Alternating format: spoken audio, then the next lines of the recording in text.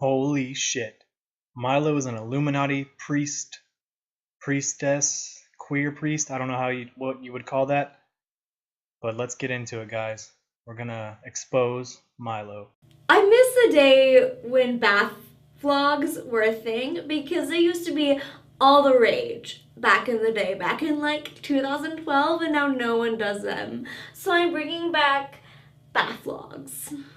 Cute and canny, more than just one out of many.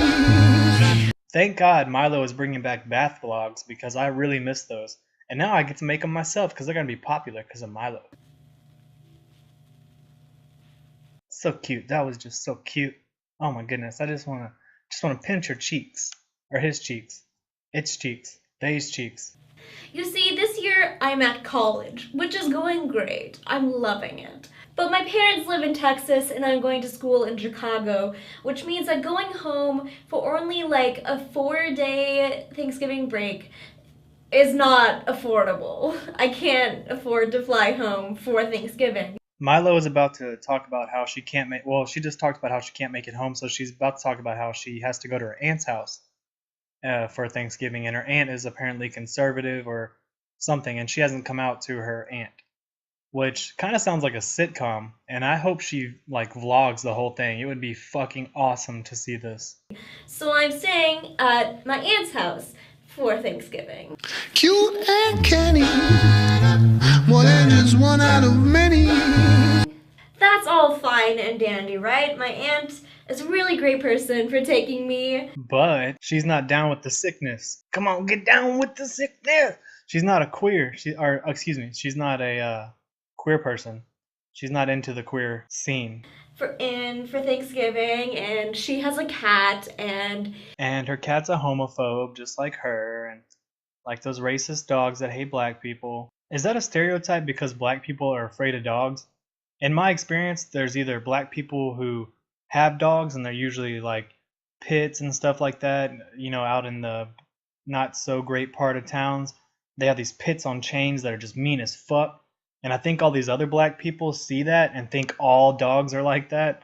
So they're kind of like racist against dogs, and they think that dogs are racist or something. I don't know. Or species against dogs, I guess that's what it would be. And so that became a stereotype that dogs are racist because black people are afraid of them. I don't know. I'm just ranting here. How did that come about is what I want to know. Because black people are afraid of dogs for the most part, except for the ones that own them. it's back in my hometown. Didn't you just say you couldn't afford to go back to Texas, which is where you're from, which is where your hometown is, and that you have to go live with your aunt? Are you making this shit up? Is this just a lie? Let's look at the tape real quick. College, which is going great. I'm loving it. But my parents live in Texas and I'm going to school in Chicago, which means that going home for only like a 4-day Thanksgiving break is not affordable. Why lie about that? Do you have to add fiction to your story, to your true life based on a true story bullshit that you got going here to add effect? I don't understand why you would need to lie about that. Oh wait, I do. It's virtue signal or some kind of sympathy signaling. You need some kind of fucking sympathy, or you're trying to get money. Unless your hometown is not in Texas, and I'm wrong about that, I really don't understand why you would need to lie about something so stupid. Gonna have a good time, you know, real good. The only drawback is that I'm not out to my aunt. Coming this Thanksgiving, meet the girl who was indoctrinated into a stupid cult and now thinks she's some imaginary gender that was made up. Now she's coming home for the holidays to meet her conservative family and come out to them in this year's instant classic, Queering Home for the Holidays. You might be thinking, what? How is that possible? You're out to at least 17,000 people online. Yeah, your family's probably lying to themselves as hard as you are, trying to think that you'll get over this stupid phase and grow up. And it's funny how she throws her aunt under the bus as if her aunt is some bad person because she doesn't believe in the same ideology that this idiot does. How are you not out to your aunt? I'm probably 100% positive that your aunt knows, and she's just like really sad for you, and she just like prays to Jesus that you'll come back to normal, which is even funnier. This would be an amazing fucking movie. And I think that's what's probably wrong with all SJWs is like drama became a big part of our culture, our TV culture after 9/11. And so all of them think that their life has to be filled with drama for it to be like valid. And so everyone thinks that their life is some kind of TV show when everyone else knows that it's just fucking fiction and it's just entertain. It's kind of like black people in rap music. It just happened, I guess, the opposite way of violence. It just made everyone dramatic. Me too, same. I am in the same boat. I agree full-heartedly. You see, I'm in the process of coming out to my extended family. How is there a process? What do you say to them to make it a process instead of, hey, I'm gay or I'm fucking weird? And everyone's like, oh, okay, that's cool. Dear Jesus, God, please don't let her go. That's what I see. But what would be a process? Like, what do you start off with? Like, hey, I like wearing boys' clothes. And then next time you see him, it's like, hey, I like licking vagina. And then it's like, hey, but after that part, they already know that you're fucking different.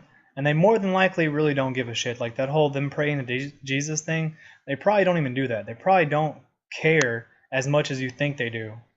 But coming out to people is hard, especially when part of my family is extremely religious and not super friendly. I think back in the 90s and probably early 2000s, yeah, maybe coming out was probably pretty hard because everyone was kind of still Christian-y, but we had the atheist movement, which has kind of pushed everyone away from that, and everyone understands that to be a good person, you have to accept people. So nowadays, saying that it's hard to come out, I really don't agree with, but of course, I've never been in that situation, so I don't know. This goes back to every SJW thinks their life has to be a dramatic sitcom. I think normal people who aren't SJWs that are gay, that come out, don't have that difficult of a problem, and if their family doesn't accept them, then they just let it go and they just say, fuck y'all, I'm gonna be me. But you can't do that. You can't let it go, and then it just like eats away at your mind because it's dramatic and it makes your life exciting or some dumb shit, when most people would just be like, well, fuck you if you don't like me. And I can understand that. Of course, saying fuck you to your family and just not ever talking to them again or some shit would be hard, but it's either that or be straight or be whatever your family wants you to be. And I think most people wouldn't do that. And either their family has to accept them or their family can just go fuck off. So you SJWs need to understand that most people accept you. This feeling of persecution and all that dumb shit that y'all feel is all in your head. Yeah, there's some people out there that aren't going to accept you, but fuck them. Fuck those people. We accept you, we just don't accept your ideology. That's what you need to understand. We don't accept your stupid bullshit that you try to push on us that we're racist and homophobic when we want to accept you. We just don't want to accept your shitty ideology. Of the gays. Like, my aunt's real chill, but I just haven't come out to her yet. Just coming out to relatives when you're seeing them for the first time in 3 years, probably not the most fun time you could have. But it adds drama and persecution to my life, and I can go tell my SJW friends how hard it was, and I'll be the cool one in the crowd. Right? Right? You could say that the stress relief bubble bath is a way for me to cope for the fact that in a few days I'm going to be in an environment where I'm going to be constantly dead named and misgendered. There's probably two easy solutions to that. Be like, look, I don't use that name anymore, instead of going to people and say, and I know you're probably going to do is be, that's my dead name and blah, blah, blah, blah, and I'm like, blah, blah, and then people are going to be like, God, you're an idiot, and they're going to get annoyed. When instead of just saying, look, I don't use that name anymore, I use this other name because I'm queer, or I'm trans, whatever the fuck you are. And people will accept you for that. But whenever you try to force your stupid newspeak on people and all that shit, that's when people get annoyed. You're like the Christian family member who tried to like push their ideology on everyone in like a subtle way or even in a not a subtle way, and people kind of get annoyed by that. You're the opposite of that. You're the SJW who tries to correct everyone and everyone gets fucking pissed and like wants you to just leave them the fuck alone. When if you would just be like a normal person and just be like, look, I'm asexual or whatever the fuck you are, and then This is my name now. And that would correct that problem. You would not have drama, but you have to have drama because you feed off that shit. And your life has to be like a movie. Woo! I am not flexible and I just sprayed myself with water. Damn, girl, let me spray you with something. I like those legs. Ooh. Ooh, am I catcalling right now in like my video? Is this considered catcalling, or do we have to be on the street? Whoops! I've gone really far in my transition lately, and I've not actually been in an environment where I've been dead named for a really long time because my school uses preferred names for everyone, so no one ever calls me by my dead name. And just hearing my dead name brings all these traumatic experiences back when I was like normal. And like, I don't want to be normal, I want to be different because it makes me cool. And I get all this dysphoria, and then I just go crazy. Unless I'm like in a situation where I have to use my legal. And then, of course, you know, it doesn't bother me then because, you know, I gotta do it. And it's just like, well, we all gotta do because it's like a legal proceeding. And my dysphoria doesn't come around then because it's just something I have to do. But whenever I don't have to do it, that's when the dysphoria sets in. Bullshit. Lame. I don't get dead named. Like, that doesn't happen. But starting this Wednesday, I'm gonna have to answer to my dead name again. And also, like, dysphoria is gross. I've come a long ways in my transition lately, but this is like a blast from the past. I'm packing like all of my most masculine outfits that I feel comfortable wearing. So that way, it can be premeditated drama. And I'll be able to push my narrative throughout my little family visit. So whenever I tell y'all about it next time, I can tell you about all the drama and you'll just think I'm cool as shit. Because I gotta compensate somehow. If I'm gonna be ultra dysphoric in one area of life, I gotta compensate in another. I've also been trying to come up with a list of all the things that I've been doing since I started college that don't make me sound like a massive queer. Because I am a massive queer, and almost everything I do has to do with being queer in some way. Oh. Me, me, me, me, me, me, me. Me, me, me, me, me, me, me. Me, me, me. That's all I fucking hear. The last bit of this fucking shit is just all me, me, me, me. Everyone feel bad for me. Let me look sad because I'm gonna go get dysphoria. That is the problem with every SJW. Everything has to be about them. Their whole life has to be about their queer identity or their minority identity and all that dumb shit that no one cares about except them. And then they say that we're the racist. This is where they need to understand that this is why their ideology fails. This is why Donald Trump was elected, because you idiots are so hypocritical in the most ironic way. And people are just amazed at how stupid you are, and they hate your ideology. And in turn, they hate you. So stop being this way. That's all you gotta do is just stop being dumb. Solve your problems in the correct way instead of just being me, me, me, drama, drama, drama. Everyone look, I'm cool, like, listen to my suffering and blah, blah, blah, blah. Fuck. Oh, I guess the most heterosexual thing that I could tell her I've done is that I went on a couple of dates with a guy. She doesn't need to know the fact that he is a homosexual and I'm also a homosexual.